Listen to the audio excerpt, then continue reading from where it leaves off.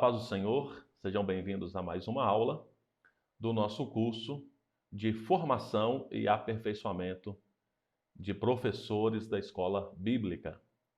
E hoje nós vamos iniciar uma série de 3 aulas para falarmos sobre os fundamentos da fé cristã. Então será uma recapitulação nos fundamentos, naquilo que nós acreditamos, naquilo que é a base da fé cristã e que todo professor de escola bíblica deve sempre estar estudando. Este é um conteúdo que nós sempre temos que revisar, aprofundar, estudar um pouco mais e ainda mais um pouco, porque tem a ver com o aprendizado, com aquilo que nós ensinamos. Então, por isso, nós vamos, estas serão, inclusive, as últimas aulas deste curso. O curso tem duração de 3 meses e nós estamos aí caminhando, então, para o final, mas não poderíamos deixar passar um curso, né, um treinamento de professores, um aperfeiçoamento de professores da escola bíblica sem falarmos nos assuntos essenciais ou nos fundamentos da fé cristã. Começando então, fazendo uma breve definição de teologia e teólogo. Isso mesmo. Muitas pessoas, quando falam na igreja sobre teologia, ainda hoje, falam que a teologia esfria a fé, deixa a pessoa cética. Contudo, na prática, todos somos teólogos. Por quê? Eu vou fazer essa diferença de uma teologia acadêmica, como graduação, formação em teologia, e da teologia do dia a dia, a teologia do cotidiano. E é neste sentido que todos nós somos teólogos. Por quê?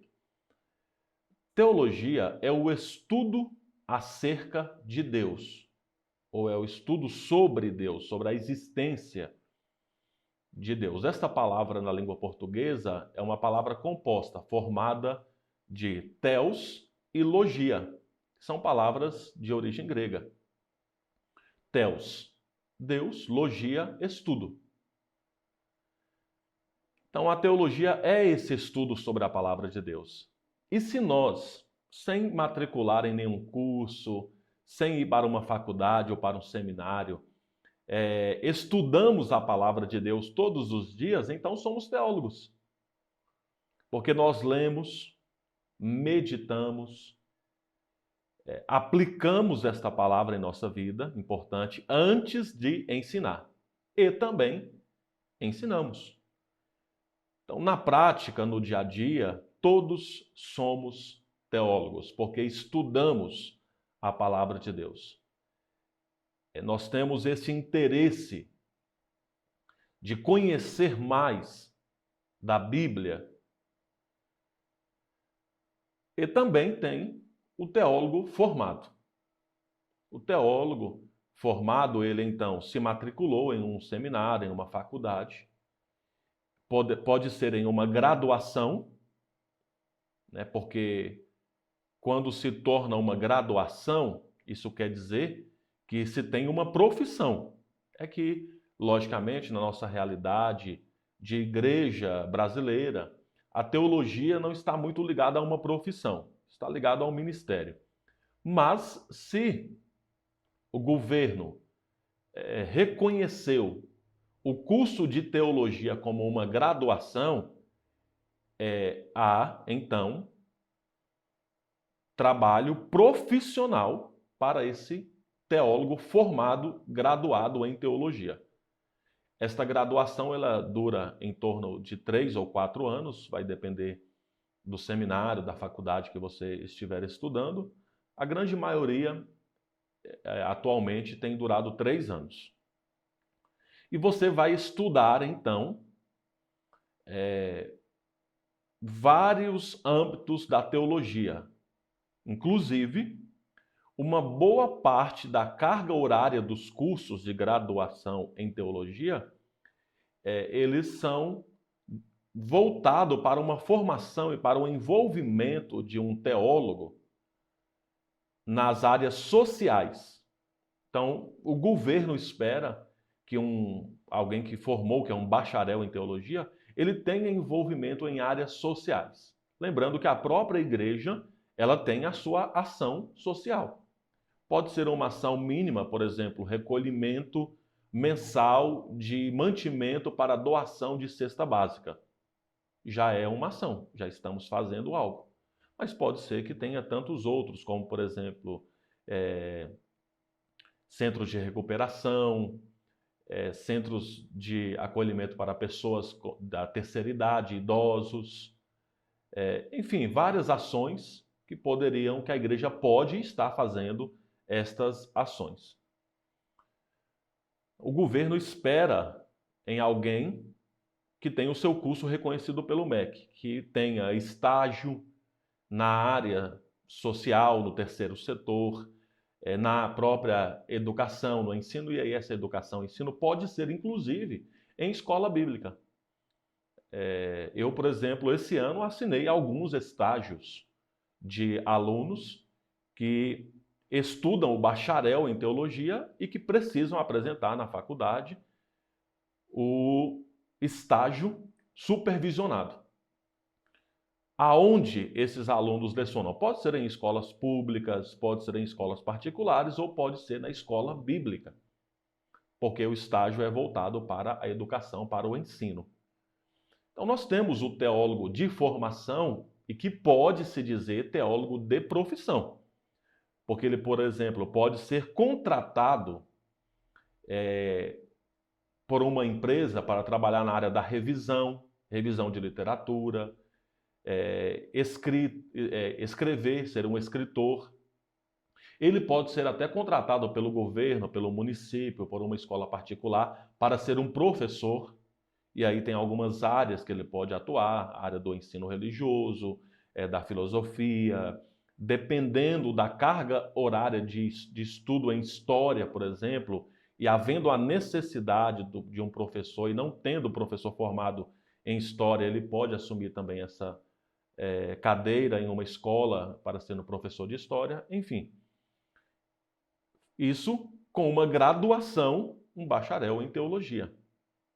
Então nós temos esses dois âmbitos aí da atuação de uma pessoa que é um teólogo. Nós temos o teólogo, que é aquele que estuda a palavra de Deus, não necessariamente matriculado em um curso e fazendo uma graduação. E para quem está na igreja, espera-se também que essa pessoa, mesmo sendo matriculada em uma faculdade e estudando, ela também tenha, de fato, esse aprendizado da palavra de Deus diariamente, pela própria leitura e meditação. Então veja que a teologia, queridos educadores, ela está no nosso dia a dia. Ela está no dia a dia. Ela está quando nós falamos sobre Deus, quando nós pensamos sobre Deus, quando nós temos argumentos sobre Deus, e quando nós aplicamos, principalmente, tudo aquilo que temos estudado, meditado, refletido por meio da palavra de Deus, aplicamos na nossa vida. Então, ela está. Os teólogos, inclusive, aqueles que têm ampla formação, eles concordam que quando nós oramos, nós estamos fazendo teologia. Quando nós cantamos louvores, nós estamos fazendo teologia. Talvez você pense, eu só gosto de música. Não, eu só oro bastante, eu gosto de interceder. Mas para você orar, você tem que ter uma definição de quem é esse Deus que você está orando. Teologia. Você precisa ter uma compreensão desse Deus. Então não é assim, sem nenhuma compreensão. Não, você conhece, você tem a vivência diária, um relacionamento com esse Deus. Quando nós cantamos, se nós também não avaliamos o que nós cantamos, corre o risco de nós cantarmos coisas até que nós nem acreditamos. E quando eu ensino a palavra de Deus que eu já li, que eu já meditei, que eu já apliquei ela na minha vida, eu estou fazendo teologia, ensinando inclusive outras pessoas a pensar sobre Deus. Por isso, que a teologia, de fato, ela faz parte do nosso dia a dia. Ela não esfria a fé de ninguém, ela não enfraquece ou deixa uma pessoa cética, crítica, para desconstruir. Não. Na verdade, se a teologia é o estudo acerca de Deus, é o estudo sobre Deus, na verdade, nós precisamos então estar mais próximos de Deus.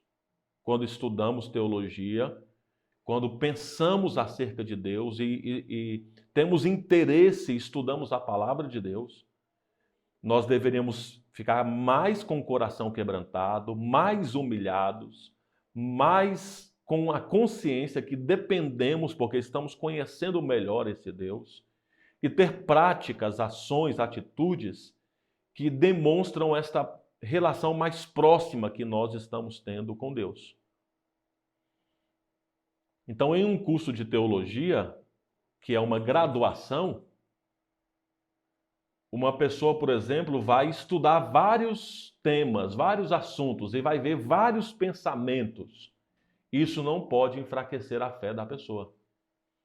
Ela deve estudar tudo, filtrar, avaliar tudo isso muito bem e colocar em prática aquilo que ela está tendo a direção da palavra de Deus.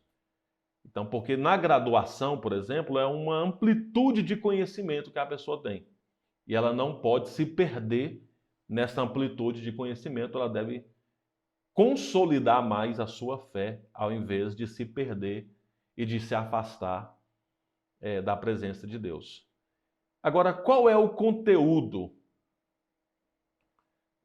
Quando nós falamos assim, eu estou pensando acerca de Deus, eu estou estudando acerca de Deus. A Escritura é o conteúdo e as Escrituras são o princípio para que nós possamos pensar e ter aqui todo o conceito que foi revelado por meio das Escrituras.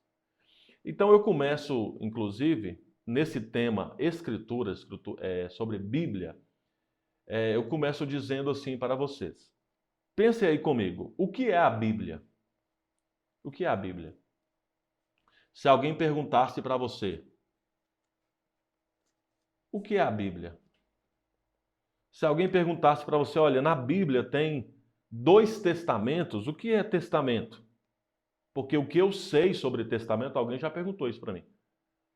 O que eu sei sobre testamento é quando alguém deixa um testamento falando de herança. Vamos ver o testamento de tal pessoa que ele deixou de herança para os seus filhos ou para os seus parentes. Bíblia, certamente talvez você até respondeu isso aí. Bíblia é a palavra de Deus.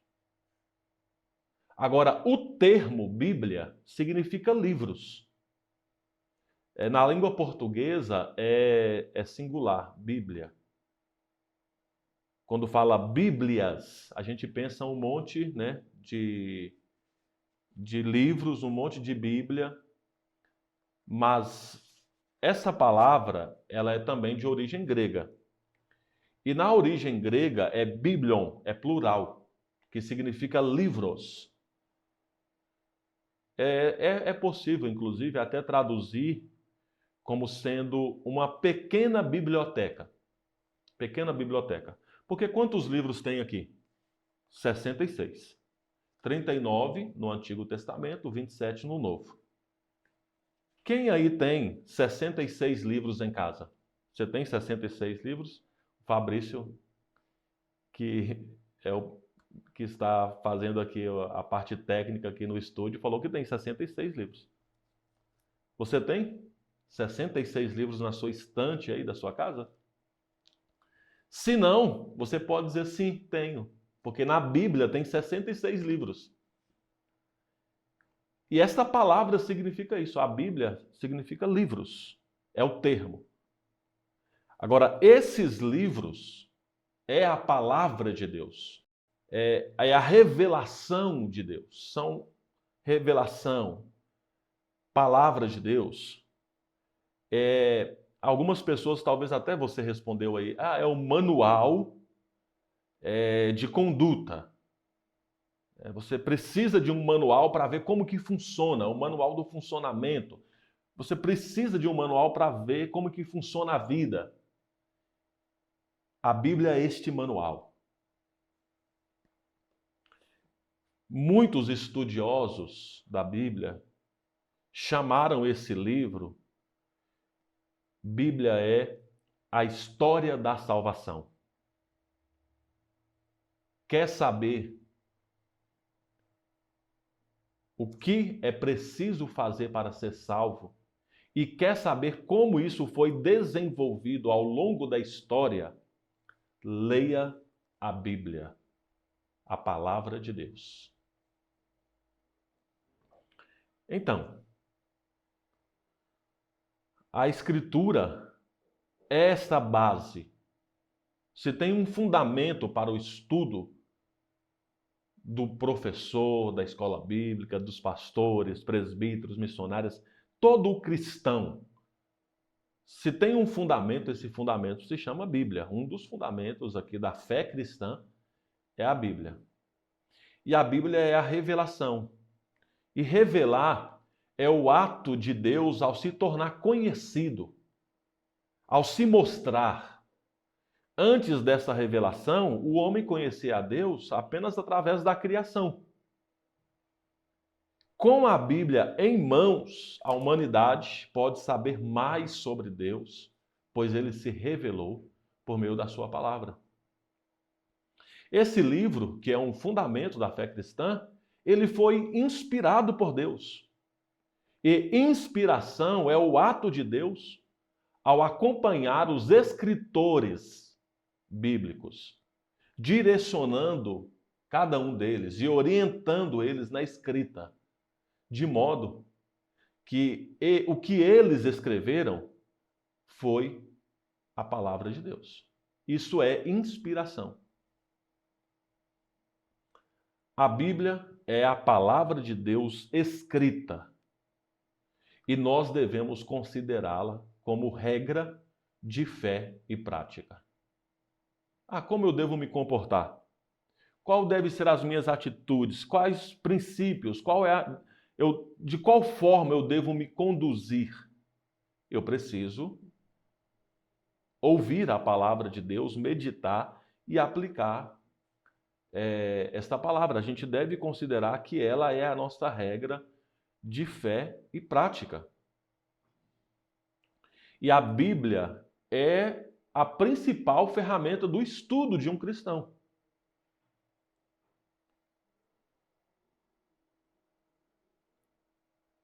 A Bíblia é inerrante, é a palavra de Deus imutável, porque em Deus não há nem sombra de variação. Por isso é que nós ensinamos Bíblia. Isso já foi amplamente falado aqui. Eu quero alertar vocês acerca de um problema que nós estamos enfrentando, que é o problema da releitura. É um risco hoje para a fé cristã. É a releitura. E é um risco porque nós estamos em um momento onde tem muita informação. E aí, com tantas Bíblias de comentário, com tantos livros de estudo, com tantos vídeos e mensagens que é compartilhado todos os dias, e aí então nós corremos o risco de ficar falando agora só dos comentários que estão fazendo da Bíblia e não ler mais a Bíblia e não ensinar mais a Bíblia. Então esse é um problema sério. Vou colocar um exemplo aqui. Eu chegaria aqui, ou para alguém, conversando com alguém, e diria assim: você viu, você leu o que Martinho Lutero falou do comentário que Agostinho de Hipona fez acerca do livro de Mateus? Viu que é uma releitura? Hoje, talvez eu diria assim, né? As pessoas diriam assim: você assistiu um vídeo que tal pessoa fez um comentário acerca do comentário que uma outra pessoa, em uma aula que ele deu, num vídeo que ele assistiu, acerca do livro de Mateus? Mas espera aí, você leu o livro de Mateus? A pergunta talvez deveria ser essa. Você já leu alguma vez na sua vida o Evangelho segundo Mateus? Então, hoje não é difícil a gente ver pessoas falando, né? Olha, você assistiu aquela série? Você viu aquele milagre que Jesus fez lá no The Chosen? A outra pessoa diz: eu assisti a novela dos 10 mandamentos. Que coisa linda. Mas, meu irmão, você já leu na Bíblia os 10 mandamentos? Você já leu na Bíblia os milagres de Jesus? Olha, quem sabe você não faz um dia uma série de leitura da Bíblia, só dos milagres de Jesus. Eu vou ler todos os milagres que Jesus realizou. Vai ser a minha série de leitura bíblica. Quem sabe você um dia não faz? Eu vou ler a série dos mandamentos que estão na Bíblia. Vou selecionar, separar todos os mandamentos que estão na Bíblia e eu vou fazer uma série, vou maratonar de leitura bíblica para ler todos os mandamentos. Então, esse é um problema que a gente fica com a releitura, ou seja, uma interpretação que alguém fez, um filme que alguém fez, uma série que lançou lá no stream, e aí eu fico fazendo a releitura. Mas é a Bíblia, eu estou lendo. Esse é um alerta que eu faço aqui para nós pensarmos que a Bíblia deve ser, o fundamento é a Bíblia, o fundamento não é o filme, o fundamento não é a série, o fundamento não é o comentário da Bíblia, não, o fundamento é a Bíblia. Leia a Bíblia, a palavra de Deus. Esse é o fundamento. E assim então, nós podemos dizer que a Bíblia, ela chegou até nós. Nós temos a Bíblia em língua portuguesa, né? Olha que bênção. Uma pergunta. Você já orou agradecendo a Deus porque você tem a Bíblia em língua portuguesa? Você já fez essa oração algum dia? A Bíblia não foi escrita em língua portuguesa. A Bíblia foi escrita em hebraico, alguns trechos ali em aramaico, Antigo Testamento, e Novo Testamento em grego. Como que a Bíblia chegou até nós? Já que esse livro é muito antigo e foi escrito em outro idioma. Sobre o Antigo Testamento, nós podemos dizer o seguinte: testamento significa aliança, tá bom? Então nós temos a antiga aliança e a nova aliança. Na antiga aliança, os 39 livros, eles foram reunidos pelos hebreus, que durante muitos anos tinham a chamada da tradição oral. A tradição oral significa que eu passo para o meu filho, contando as histórias e falando da mensagem, apresentando a mensagem. O meu filho passa para o filho dele, que passa para o filho dele. Isso é a tradição oral. Vai indo de geração em geração, sendo contada as histórias e a mensagem. A tradição escrita, ela começa em Moisés. É de Moisés a tradição escrita entre os hebreus. E aí nós temos, é interessante dizer sobre isso, né? Porque quando a gente diz assim, qual é o último cenário do Antigo Testamento? Bom, o último livro eu sei que é Malaquias. Mas qual é o contexto histórico? Qual é o último cenário, assim, os últimos acontecimentos do Antigo Testamento?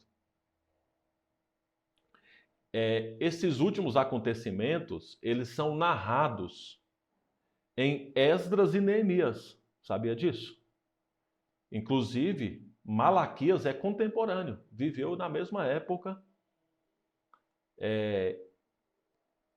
de Esdras e Neemias.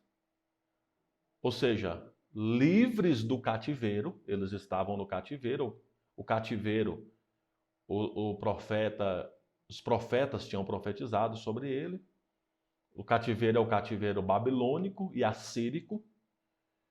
E então eles, livres do cativeiro, comandam a reedificação dos muros de Jerusalém e a reconstrução do templo. Então, Ageu, Zacarias, Malaquias são desta mesma época. Então, o Antigo Testamento ele se encerra na reconstrução do templo e na reedificação dos muros. Lembram aí quem já leu todo o livro de Malaquias que o profeta ali está tratando desse assunto, né, da reconstrução do templo, que encerra as ações ali da história do Antigo Testamento. Então, quando a gente lê o Antigo Testamento, ele vai deixando claro ali, por exemplo, Esdras. Esdras reuniu muitos livros do Antigo Testamento. A principal coletânea de livros do Antigo Testamento é Esdras que faz, para ensinar ao povo. Ele fica com esse ofício na reedificação dos muros, na reconstrução do templo. Ele sendo um sacerdote, ele fica responsável pelo estudo, pela orientação. Ele era o professor ali que ensinava e instruía o povo nas leis do Senhor. E ele faz a primeira coletânea dos livros do Antigo Testamento. E posteriormente, ao longo da história, isso vai sendo reunido até então que se somou 39 livros. Lembrando que esses 39 é na nossa divisão aqui da Bíblia. Na tradição judaica, são menos livros, por quê? 1ª e 2ª Reis é um livro só, o livro dos reis. 1ª e 2ª Crônicas é um livro só, o livro das crônicas. Jeremias e Lamentações de Jeremias é um livro só, o livro do profeta Jeremias. 1ª e 2ª Samuel é um livro só, os escritos de Samuel. Então, a quantidade de livros são menos, mas é o mesmo conteúdo, exatamente o mesmo conteúdo.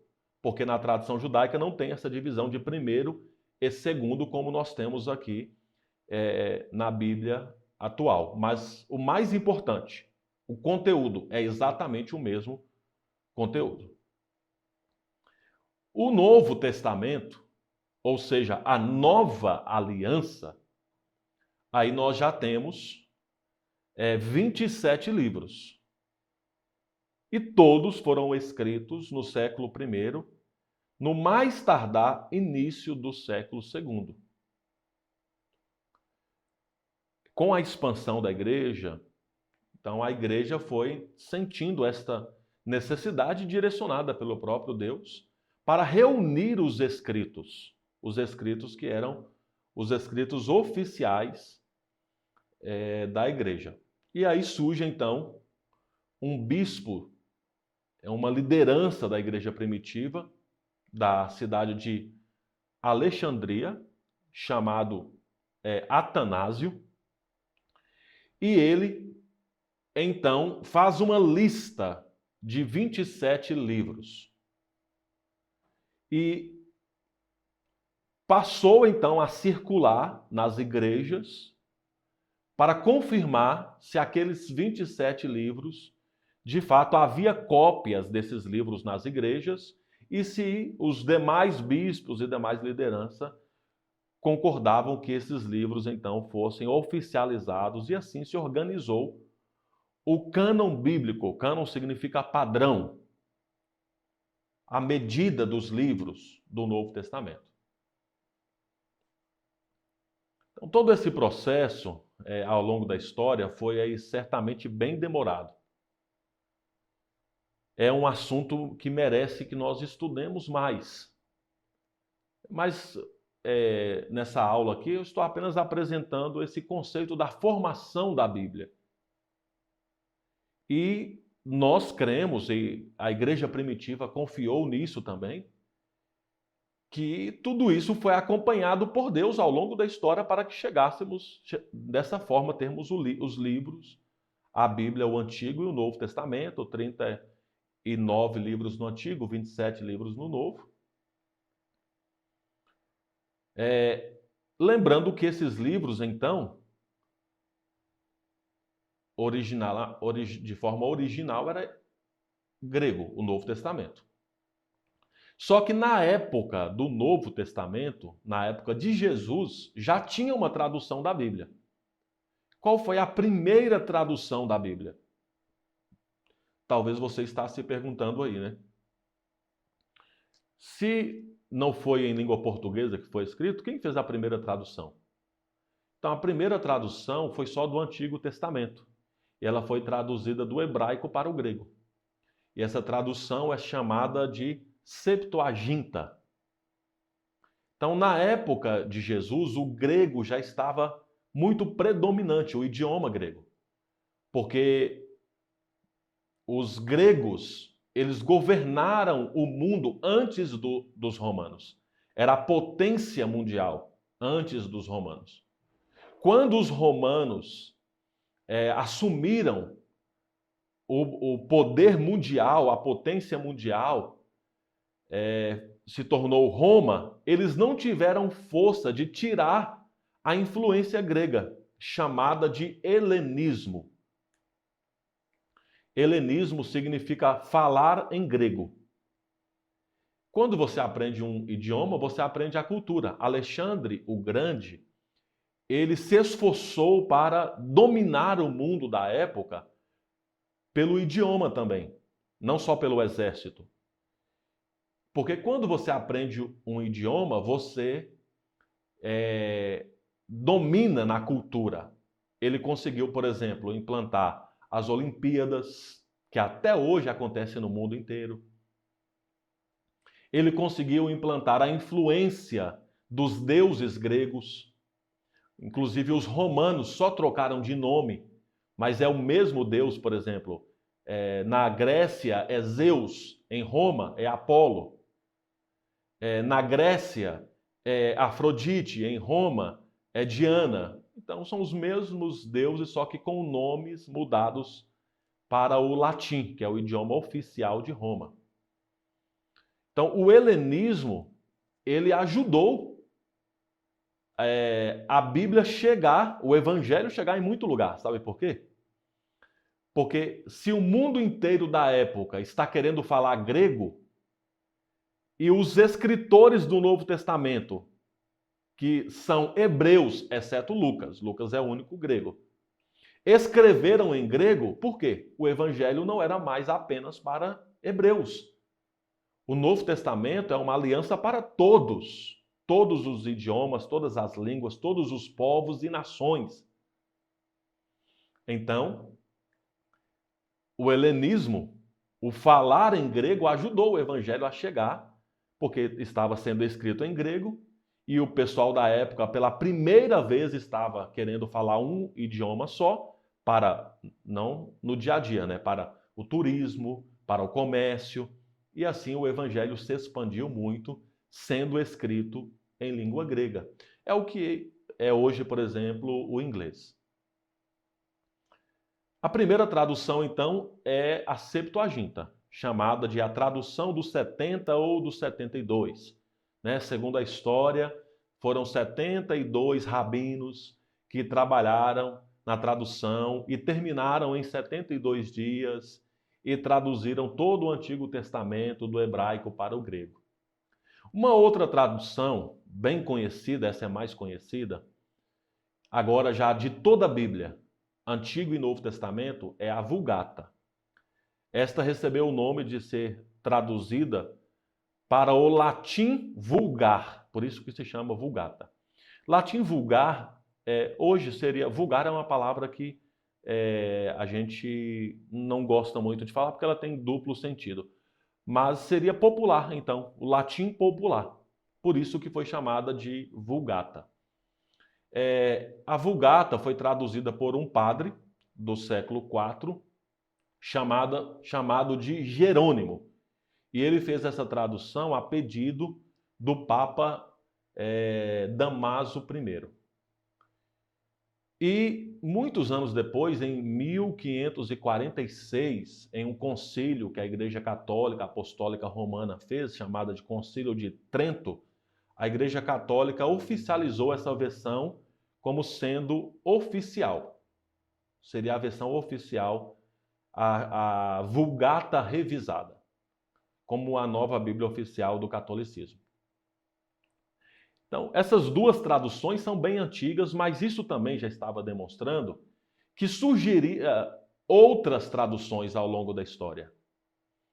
Então surgiu primeiro a do hebraico para o grego, só do Antigo Testamento, chamada Septuaginta.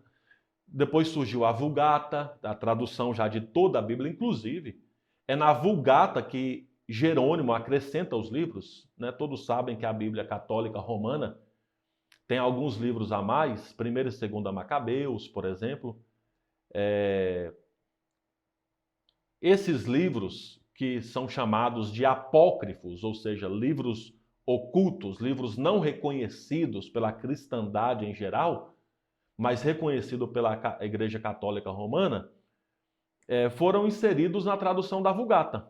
Jerônimo não queria inserir como livros oficiais, né? O próprio Jerônimo disse isso, que estava ali como informação histórica, mas foi ficando ao longo dos anos, ficando, e hoje é considerado livros oficiais para a Igreja Católica Romana.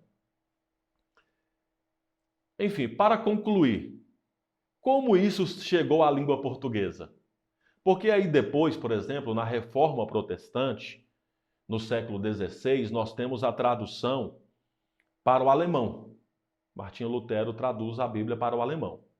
Depois nós temos, por exemplo, um missionário chamado William Tyndale, que traduziu trechos para o inglês.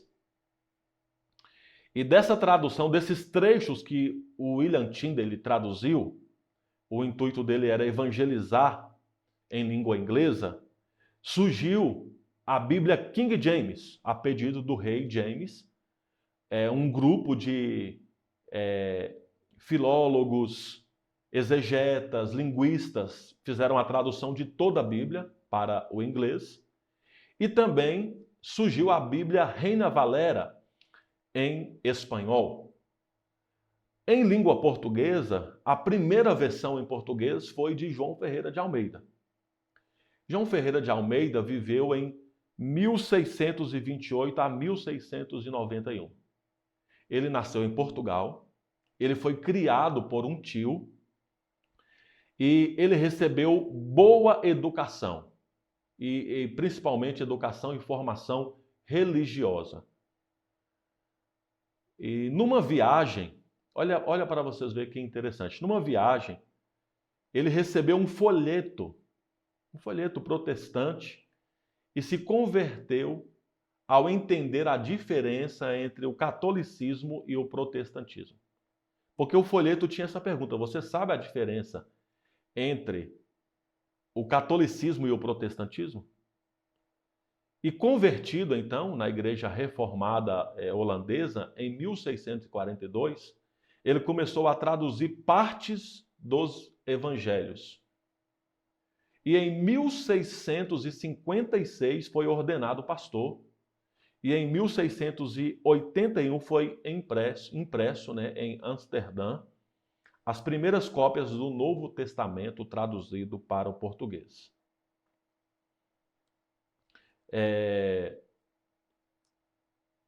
Quando ele faleceu em 1691. Ele traduzia o livro de Ezequiel.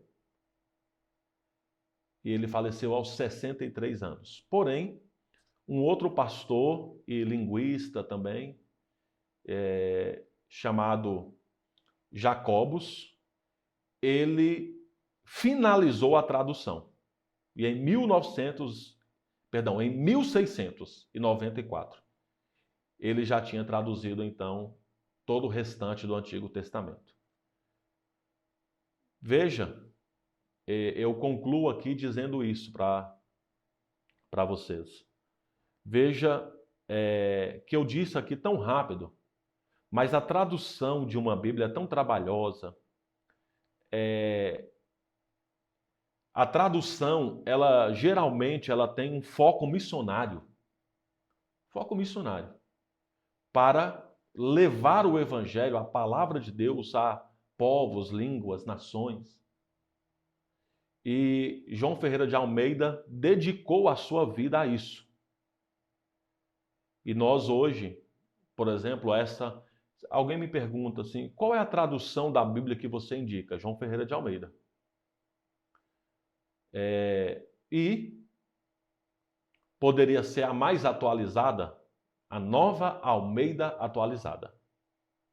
Uma tradução de fácil leitura, com, assim, um trabalho exegético, um trabalho linguístico excelente. Inclusive, a Bíblia que eu estou fazendo, a leitura da Bíblia nesse ano, é com essa tradução.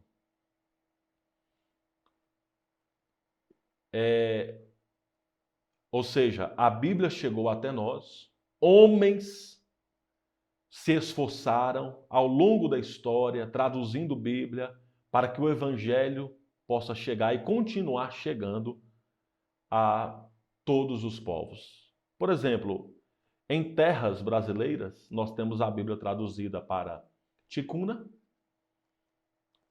que é a maior tribo indígena do Brasil. Nós temos traduzida para Tupi. Nós temos traduzida para Guarani, isso com trabalho de missionários e tradutores brasileiros. Porque, lógico, nós temos aí centenas, né, de etnias aqui no Brasil. Esses dias, alguém me deu um presente de uma tradução de uma etnia lá de Moçambique. Eu estava lá em Moçambique e eu ganhei uma Bíblia.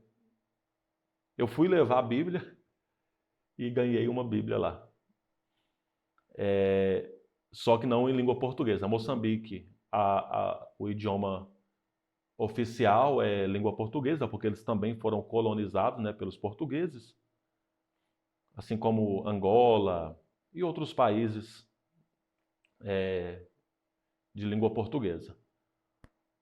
Mas eu ganhei lá de uma tribo, de uma etnia, que é também muito falada lá em Moçambique. Estou com essa Bíblia lá na minha biblioteca particular, como um dos maiores e melhores presentes, né, que eu gosto de ganhar. O ano passado, eu ganhei uma Bíblia lá em Cuba.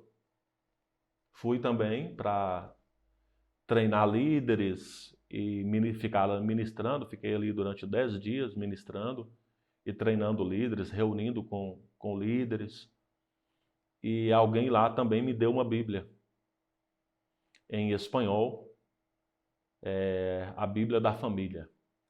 E gostei muito, esse é um excelente presente. Querido professor, eu encerro aqui, querido educador, eu encerro aqui, talvez até desafiando você aí, quem sabe você não possa doar uma Bíblia para alguém. Quem sabe você não possa presentear alguém que você está discipulando, que você quer ganhar para Cristo.